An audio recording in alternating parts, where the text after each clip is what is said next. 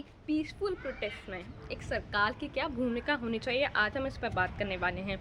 देखिए, सबसे पहले तो हमें ये समझना बहुत ज़रूरी है, जब भी कोई सरकार एग्जिस्टेंस में आती है तो सिर्फ उसकी ये जिम्मेदारी नहीं होती कि वो ये इंश्योर करे कि उस एरिया में लॉ एंड ऑर्डर है या नहीं, बल्कि उनकी ये भी जिम्मेदारी बनती है कि आपको और मुझे जो संविधान के द्वारा जो अधिकार दिए गए हैं, हम उन्हें फ्रीली एक्सरसाइज कर पाएँ।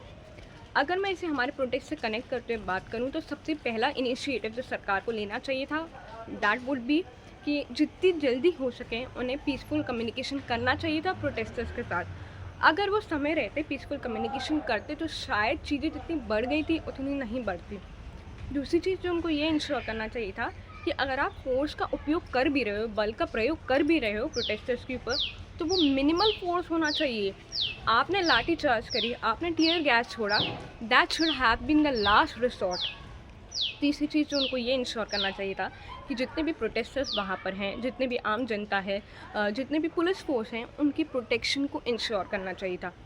चौथी चीज़ जो उनको ये करनी चाहिए थी कि वहाँ पे जितने भी प्रोटेस्टर्स हैं, उनके पास पानी अवेलेबल हो, उनके पास खाना अवेलेबल हो, उनके पास वॉशरूम अवेलेबल हो।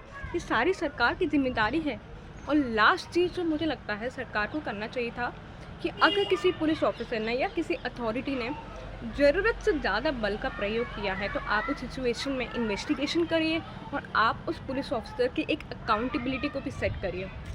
सो एट लास्ट मैं आपसे एक चीज़ कहना चाहूँगी कि जब भी कोई लोकतंत्र देश होता है ना, तो वो जो भी विरोध उठता है उसको कभी रोकता नहीं है, उसको कभी दबाने की कोशिश नहीं करता है। रैदर डेमोक्रेटिक कंट्री में हर विरोध को कॉन्स्टिट्यूशन के दायरे में रह करके होने देना चाहिए, उसको सुनना चाहिए और उस विरोध का समाधान भी निकालना चाहिए। धन्यवाद।